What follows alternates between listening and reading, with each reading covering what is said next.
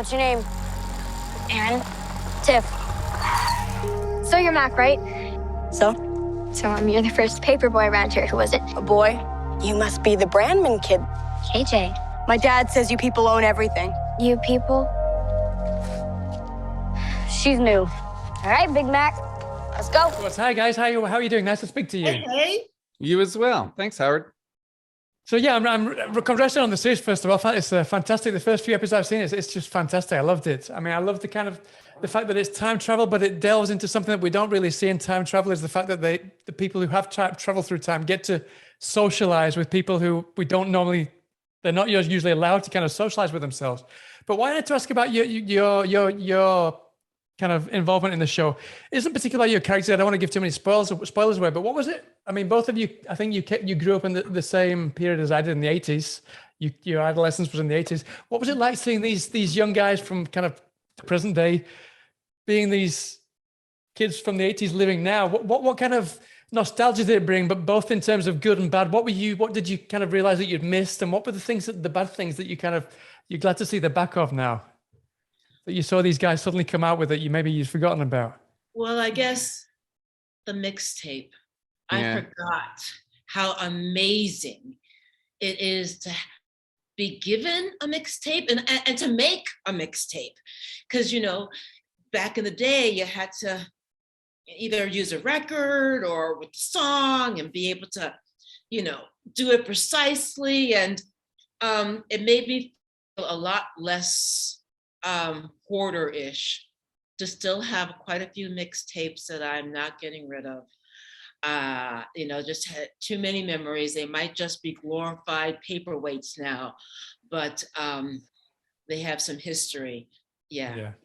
It was definitely, I will say it was definitely very weird to be on set with young people dressed like I was dressed when I was their age, holding the same Walkman I held when I was their age. It was funny. And then to be able to, we were just talking about it before, interact with like that Walkman was so like tactile and so kind of like, oh my God, I remember all of this. I had this Walkman. This was like, you didn't leave the house without your Walkman. All those little totems and things that are part of your childhood, like these girls were wearing them or holding them, and it was cool. I loved it. It was that element of it was really a trip. It was fun.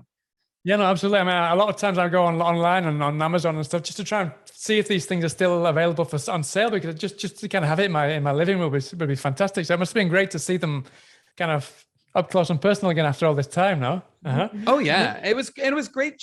I love that the show just kind of presents it all as just the reality of the time, not like, can you believe this Walkman existed? Yeah. What is this? This is crazy.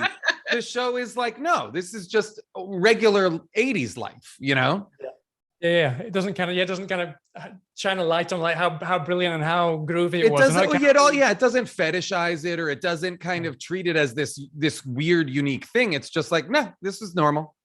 Mm-hmm. Yeah. So I mean, obviously, I was speaking to the actual paper girls themselves just previously, and I mean, it must have been really quite a task for them to kind of get themselves into that mindset of the 80s and what it would be like for them to kind of travel forward 30 years and then kind of be able to speak with people from their life back then. So I want to throw the same question to you. I mean, being involved in this project, did you actually find yourselves imagining what you would do 30 years from now and what you would say to maybe your future self or your future relatives? Wow. I didn't think, to answer your question, I didn't think about it. That's wild. Yeah. Yeah. No. I think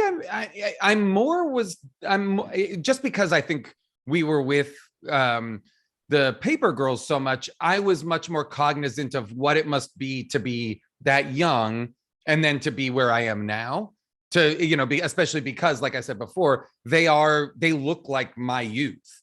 So there was like a real like reckoning in my mind of like, oh, they have no frame of reference for no phones, no frame of reference for no internet, no frame of reference for all that stuff, like how much it was a real mirror to just how much the world has changed since I was 12 or 13 to now, like all the things that have happened to have changed the world such that the world that they live in is so radically different, so much more connected, so much more, the internet and connectivity and everything it's a game changer. They're living in a wildly different world than I did. Gosh, and I guess for myself, I think I'm a mom, I have teenagers. So maybe recording in my own head about being a kid, forgiving them for their attitude, for whatever they might fear. I didn't think to project myself in the future, but now maybe tonight I will. Okay, well, I'm glad I served my purpose today. Listen, sadly, we're going to wrap. It's been really good to speak to you. The show is absolutely fantastic. I can't wait for people to see it, and I hope to speak to you again sometime soon. Appreciate Thank you so much, Howard. All right, all the best. Take care. This right here is the end of the universe. We're paper girls, so we stick together.